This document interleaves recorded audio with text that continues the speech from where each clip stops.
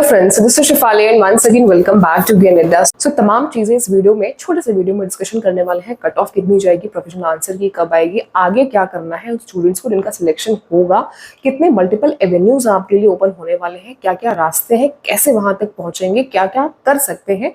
Selection नहीं हुआ तो उस सिचुएशन में क्या हमें करना चाहिए आइडियली। ये मेरे सजेशन है, ये मेरे ओपिनियन है। बाकी तो आप सभी अपने में एक सेल्फ सफिशिएंट विद्यार्थी हैं, आप सभी के पास बुद्धि मस्तिष्क है, आप सभी अपने बारे में अच्छा सोच सकते हैं। बट आपके लिए थोड़ा सा मैं भी बैठी हूँ अच्छा सोचने के लिए। तो इस वीडियो को अंत तक जरूर से देखिएगा, काफी सारी चीजें जो है आपकी वो क्लियर होंगी। सो कल एग्जामिनेशन खत्म हो चुके हैं आप सभी के। 29 जून लास्ट डेट था एग्जामिनेशन का, और इस बार कुछ एक दो शिफ्ट में ऐसे ऐसे टॉपिक से क्वेश्चन आ गया जो आप सभी के बीच में एक चिंता का विषय बना हुआ। बट हमेशा से यूजीसी जब भी अपने क्वेश्चन की फ्रेमिंग करता है एग्जामिनेशन में, कुछ कुछ ऐसे एक दो सवाल जरूर से वो फ्रेम करके डाल देते हैं जो कि जाते जाते एक डिस्कशन का मुद्दा कह लीजिए या चर्चा का विषय हमेशा से ही बन जाता है या बना रहता है, आगे भी बना रहेगा। बहुत ज्यादा भयभीत होने की जरूरत नहीं है कि सिलेबस चेंज होगा और पूरा इंटायर आपका जो करिकुलम है उस पर इफेक्ट पड़ने वाला, ऐसा कुछ भी नहीं है। मूवीज वाले जो क्वेश्चन एक दो शिफ्ट में देखे गए उनको लेकर के जो डाउट बना है वो बहुत ज्यादा बाउंसर वाले क्वेश्चन नहीं थे। वो आपका एक कम्युनिकेशन यूनिट है जिसका एक मीडिया कम्युनिकेशन टॉपिक है, उससे थोड़ा सा उन्होंने इन डेप्थ या कह सकते हैं थोड़ा सा दिलचस्प बनाने के लिए, क्योंकि यूथ जो स्टूडेंट है वही एग्जामिनेशन में बैठ रहे प्रिपरेशन कर रहे हैं, तो थोड़ा सा आपका कि हमारे आसपास जो बॉलीवुड में या जो एक बोलते हैं ना चलती फिरती भागती दौड़ती जिंदगी में कौन कौन सी चीजें हो रही है ना, थोड़ा सा उस पर आप लोगों की कितनी नॉलेज है या नहीं है, किस लेवल का, वो थोड़ा सा वो क्वेश्चन डाला गया था। बस ह्यूमरस वे में मुझे लगता है कि इसको डाल दिया गया होगा। ऐसा कोई ये आपके सिलेबस में या करिकुलम का पार्ट नहीं है कि आपको मूवी देखना है और ये देखना है कौन सी ब्लॉकबस्टर पे हिट हुई है या क्या किसका रेवेन्यू गया है। इस तरीके के क्वेश्चन हमेशा नहीं बनते हैं, एक आध बार कभी और पहले भी बने रहे होंगे, तो ये बहुत ज्यादा चिंता का विषय नहीं है। अब देखिए, हम सभी जो एक लाइफ साइकिल में है, जो हमारा एक सबका कम्युनिटी है, उस कम्युनिटी में जब तक हमारे रिजल्ट्स नहीं आ जाते, यानी कि हमारे जो ये छात्र समुदाय है, जब तक कि हमारे रिजल्ट नहीं आ जाते तब तक मन में अनेक प्रकार की दुविधाएं बनी रहती हैं। वाजिब भी है, होना भी चाहिए, क्योंकि अभी कल एग्जामिनेशन समाप्ति हुई है, फिनिश हुआ है। अभी आपके मन में डाउट है कि प्रोविजनल आंसर की कब आएगी और फाइनल आंसर की कब आएगी, रिजल्ट कब आएंगे। इस बार जो एक हमने पूरा एक अगर मैं सिचुएशन के एनालिसिस करूं, जो आपका 25 से लेकर के 29 के बीच में एग्जामिनेशन जो समाप्त हुआ है, खत्म हुआ है, 5 दिन में उन्होंने कंप्लीट एग्जामिनेशन डबल शिफ्ट में करके खत्म कर दिया है। सेंटर भी बहुत ज्यादा इन्होंने कुछ तो अपने स्टेट में ही लिए हैं और काफी सारे स्टूडेंट्स के centre out of city out of state भी डाल दिए हैं। बट एग्जामिनेशन लगभग आपका स्मूथली ही कंडक्ट हुआ है।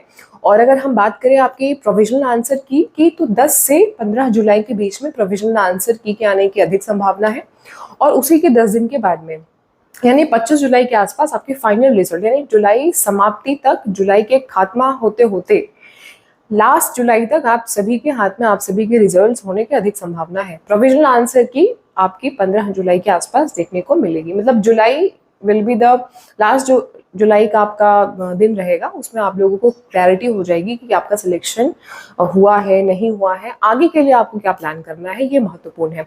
सिलेक्शन हो जाने के बाद जिन्हें पीएचडी करना है उनको पीएचडी के कॉलेजेस को, यूनिवर्सिटीज को शॉर्टलिस्ट कर लेना है। जो इग्नू से पीएचडी करना चाहते हैं उन्हें देख लेना है, क्योंकि इग्नू का भी फॉर्म 2 बार आता है। जनवरी में भी अभी आपका रिसेंट एडमिशन उनके हुए थे, तो दिसंबर में भी आपके फॉर्म्स उसी बीच में आते हैं। तो आपको थोड़ा सा एक्टिवली देख लेना है कि अगर आपको इग्नू से पीएचडी करना है या कहीं और से अगर आप पीएचडी करना चाहते हैं, पीएचडी नहीं करना है, आपको डायरेक्ट असिस्टेंट प्रोफेसर की जॉब के लिए अप्लाई करना है, तो आपके स्टेट में अगर वैकेंसी आ रही है या नहीं आ रही, थोड़ा सा ये चेक करेंगे। दूसरे स्टेट में आ रही है तो उसके लिए भी आप अप्लाई करेंगे। मल्टीपल इंटरव्यूज भी आपको देने पड़ सकते हैं। आपके लिए अच्छा ये है कि यूजीसी नेट का स्कोर आपको बहुत हेल्प करेगा, आपके लिए एक अच्छा खासा ग्राउंड बना देगा, जिसके बेसिस पे प्रोफेसर बनने की जो आपकी जर्नी है वो बहुत ईजी हो जाएगी।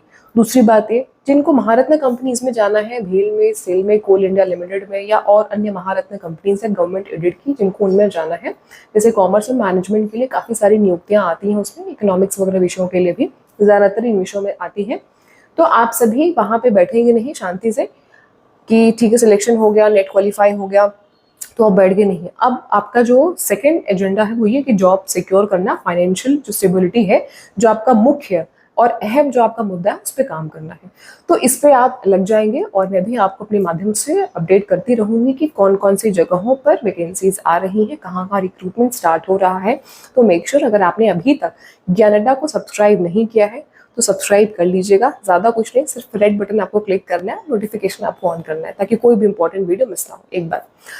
तो 3 चीज़ हमने ये समझ लिया, पीएचडी वाला समझ लिया हमने, असिस्टेंट प्रोफेसर टीचिंग में आपको जाना है, प्रोफेसरशिप में जाना है वो समझ लिया, महारत्न, भेल, सेल और जितनी भी आपकी कंपनीज है गवर्नमेंट की वो समझ लिया।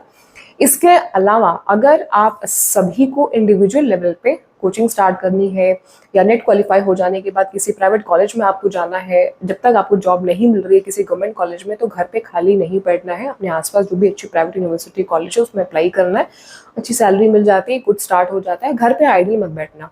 एक बार नेट क्वालिफाई हो जाने के बाद में आप रिसर्च पेपर लिख सकते हैं, आर्टिकल्स पब्लिश कर सकते हैं, न्यूज़पेपर में अपने आप आर्टिकल्स पब्लिश करवा सकते हैं, मैगजीन्स में करवा सकते हैं। तो अपने आप को एक्टिव रखिएगा, ब्रेक मत लेना। ब्रेक लेने के बाद में रिवाइव करना बहुत मुश्किल हो जाता है, स्पेशली स्टूडेंट्स के लिए। अगर आपका सिलेक्शन नहीं होता है तो अगला वहाँ पे होप मत लूज करिएगा, क्योंकि इस बार आपका जो एग्जामिनेशन का लेवल था वो आपका मॉडरेट टू हार्ड था, इजी पेपर नहीं आया था। इसी रीजन से मेरिट भी इस बार आप लोगों की काफ़ी कम जाने वाली है। हर बार की तुलना में जो लास्ट ईयर आपकी कट ऑफ गई थी, मेरिट गई थी, उसके कंपैरिजन में इस बार की जो आपकी मेरिट जाने वाली है वो कम ही रहने वाली है, तो बी अश्योर्ड इसके लिए। रही बात जिनका सिलेक्शन नहीं होता है, उन सभी को मैं बता दूं कि अगला एग्जामिनेशन दिसंबर में है, अक्टूबर में नए फॉर्म्स आ जाएंगे। अगेन आपके पास में 1 महीने का वक्त दिया जाएगा form fill up and correction window, ये सारी फॉर्मेलिटीज करने के लिए। दिसंबर में नेक्स्ट एग्जामिनेशन होगा, जो कि दिसंबर लास्ट तक उस एग्जामिनेशन के भी रिजल्ट घोषित कर दिए जाएंगे। जो एक फॉर्मेट अभी तक रहा है और इस बार बहुत अच्छे से फॉर्मेट जो है एग्जामिनेशन को देख करके अप्लाई किया गया और एग्जीक्यूशन भी बहुत अच्छा हुआ है। तो अब आपको सोचना है, 2 रास्ते हैं, 2 स्टूडेंट हैं, एक जिनका सिलेक्शन हो गया उनके लिए 4-5 दरवाजे खुल गए, जिनका सिलेक्शन नहीं हुआ है उनके पास सिर्फ और सिर्फ एक ही काम है कि अपनी तैयारी को अच्छा और पुख्ता करें और तब तक हार मत मानिए जब तक कि आप सभी का सिलेक्शन ना हो जाए। एक बार सिलेक्शन हो जाने के बाद आपके सामने मल्टीपल ऑप्शन ओपन हो जाते हैं, तो उस चीज़ पे गौर करेंगे, उस चीज़ पे ध्यान देंगे। हमारे जो नए बैचेस हैं दिसंबर 2025 के लिए वो जुलाई से स्टार्ट हो रहे हैं। जो भी विद्यार्थी इच्छुक है, इंटरेस्टेड है, वो हमारे क्लास में ज्वाइन कर सकते हैं। आप नंबर पे कॉल कर सकते हैं, दिए गए नंबर पे कॉन्टैक्ट कर सकते हैं, व्हाट्सएप पे, टेलीग्राम पे कॉल कर सकते हैं। कनेक्शन के बहुत सारे मल्टीपल प्लेटफॉर्म्स हैं। ज्ञानअड्डा एप्लीकेशन डाउनलोड कर सकते हैं प्ले स्टोर से, www.gyanadda.org वेबसाइट पे विजिट कर सकते हैं। डायरेक्टली कॉल करके मुझसे डिस्कशन ज़रूर से कर लीजिएगा, जो भी आपका फ्यूचर प्लान है। अगर आपको टीचिंग में आगे जाना है, प्रोफेसरशिप में आगे जाना है, नहीं जाना है, कुछ भी डाउट है, तो आपके लिए मैं यहाँ पे हूँ। आप मुझे डायरेक्टली कॉल करिए, डायरेक्टली मैं आपसे बात करूँगी। जो भी बेस्ट टू बेस्ट मैं आपकी कंसल्टेंसी कर सकती हूँ, आपको गाइड कर सकती हूँ, वो डेफिनेटली मैं आपको करने की कोशिश करूँगी। बाकी थोड़ी दिन के बाद में मैं खुद भी बिजी हो जाने वाली हूँ आपके बैचेस में, आपके क्लासेस में। तो ये जो वक्त है डिसीजन लेने का है, खाली बैठने का नहीं है। 1-2 दिन का आप गैप ले सकते हैं, बट फिर से बैक टू पवेलियन आप सभी को होना है। तो इस वीडियो में सिर्फ इतना ही, परेशान नहीं होंगे। कट ऑफ डिस्कशन कर लिया, मेरिट डिस्कशन कर लिया, आगे की प्लानिंग डिस्कशन कर ली।